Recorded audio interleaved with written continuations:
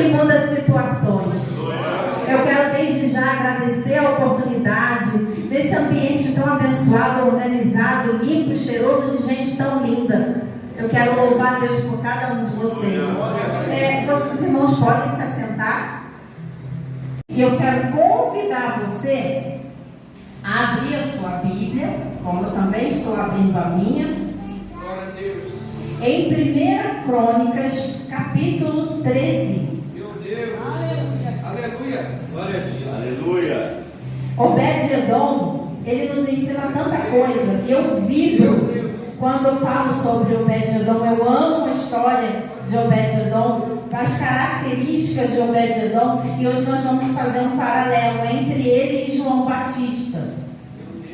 1 Crônicas 13, nós vamos ler a partir do 13, o 13 e o 14, que diz assim: pelo que Davi não trouxe a arca para si, para a cidade de Davi, mas a fez levar à casa de Obed-Edom, o geteu. Assim ficou a arca de Deus com a família de Obed-Edom 3 meses em sua casa. E o Senhor abençoou a casa de Obed-Edom em tudo o que ele tinha. Não foi só uma parte. Foi ele que chegou num lugar chamado Bet-Semes. Em Bet-Semes, 70 homens curiosos foram fazer o que não devia, foram olhar para dentro da arca e eles morreram fulminados, porque a presença de Deus é para ser cultivada com reverência. A presença de Deus não é qualquer coisa. A presença de Deus faz a diferença. A presença de Deus está aqui. Quando nós vamos nos debruçar da palavra, não é de qualquer forma. Quando a pastora Milene me convidou, desde o momento eu falava assim: Senhor, eu vou falar sobre quem me dá direção. E ali eu debruçada na palavra, até que o Senhor desse a direção, e Ele foi dando a direção, eu fui estudando, e até hoje à tarde eu ainda estava estudando, por causa do temor com a palavra do Senhor, para que eu transmitisse aquilo que o Senhor quer e não o que eu quero dizer. E eu estou aqui trêmula, porque eu falei assim: Senhor, é com temor, é a tua palavra é santa, a tua palavra não é algo para eu agir como muita gente age. Aí eu vou pegar um versículozinho hoje, tá bom, meu dia está abençoado. Não, meu dia está abençoado se eu entrego o meu caminho ao Senhor, confio nele e o mais ele fará. Isso está na palavra. E aí o que aconteceu? A arca voltou e ficou na casa de Abinadab. Na casa de Abinadab, o filho dele, Eleazar, foi consagrado ao Senhor para cuidar da arca. A arca ficou lá 20 anos. Meu Deus!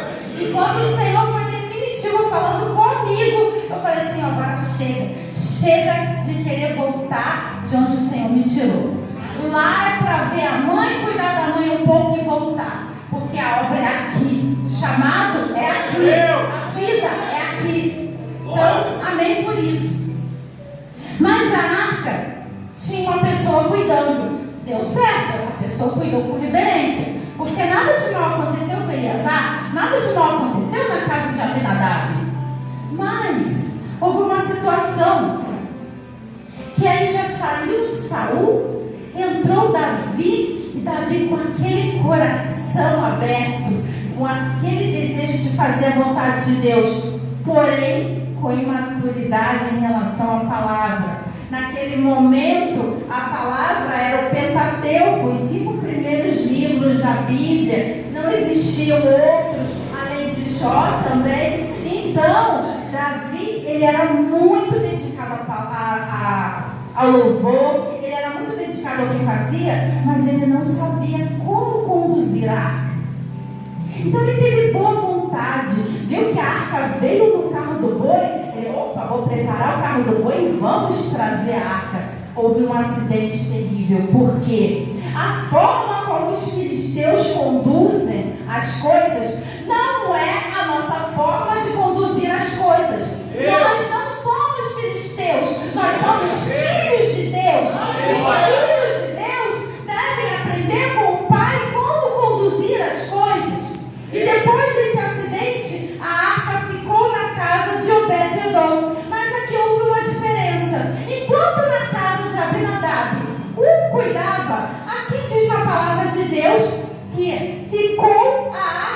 Deus com a família de Obed-Edom, todos preparados para cuidar da arca, e todos sabendo como cuidar da arca.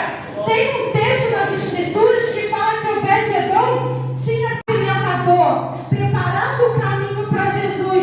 E quando ele diz aqui, do qual não sou digno de desatar as correias, os escravos eram os responsáveis por desamarrar as sandálias dos seus senhores. Então ele estava dizendo aqui: eu não sou digno nem de ser escravo do Senhor. Agora imagina naquele contexto em que Cristo era primo de João, era o filho do carpinteiro, que era também o carpinteiro, levando uma vida normal de carpinteiro, cuidando de sua mãe, e de repente ele escuta do próprio pai: o seu tempo chegou, vai lá cumprir, vai João Batista ser batizado. E quando ele vai chegando diante de João Batista, ele fala assim: nossa, eu que careço de ser batizado por ti, e tu vens a mim. E Jesus fala: João, assim deve se cumprir. E João fala: eis o Cordeiro de Deus que tira o pecado do mundo. E o tempo vai passando, o próprio Cristo vai passar aquele momento no deserto, ser tentado pelo diabo, e quando ele volta, acontece alguma coisa diferente com João. Porque se João era o pavimentador do caminho, e o caminho já tinha chegado, vou falar agora como diz o carioca, qual era a de João? Era seguir o Cristo. Mas João continuou fazendo a mesma coisa. Mas ele estava preparando o caminho de quem? Se o próprio Cristo já tinha se manifestado. João ficou perdido. E aí quando ele vê Jesus novamente, ele já diz: eis o Cordeiro de Deus. A outra parte ele já não falou mais. E aí o que acontece? Quando Jesus vem, a autoridade sai de João Batista, passa a ser de Jesus. Não tinha que ter duas autoridades. É um corpo para uma cabeça. Imagina eu aqui falando com vocês, tendo duas cabeças, dois cérebros. Uma cabeça está falando uma coisa, outra cabeça falando outra. Era o que estava acontecendo com João Batista. Ele não estava entendendo, continuou fazendo a mesma coisa. Duas autoridades. Isso é uma aberração. E sabe o que aconteceu? Infelizmente, João perdeu a cabeça. Porque não entendeu que o cabeça era o Cristo.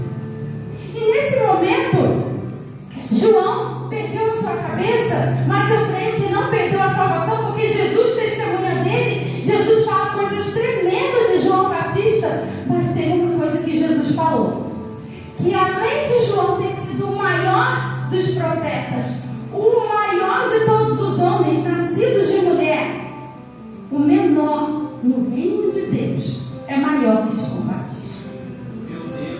Está falando de nós.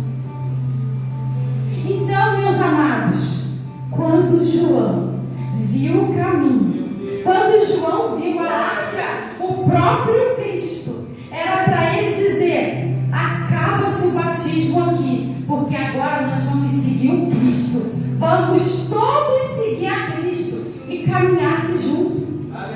Quando nós voltamos lá para Obed-Edom, Obed-Edom ficou com a arca da aliança 3 meses na sua casa, certo? Mas chegou um momento que Davi deu os dons que ele deu. Obed-Edom tinha talentos e dons, e esses talentos e dons foram bem colocados, com ordem na casa de Deus, na tenda preparada para aquela arca. E eu quero louvar a Deus, porque Jesus disse: eu vim para que tenham vida, e vida com abundância. Se nós, a partir de até ontem, não tínhamos essa vida com abundância, eu quero declarar sobre a minha vida e a sua: Jesus veio trazer para mim a vida com abundância. Põe a mão no seu peito veio para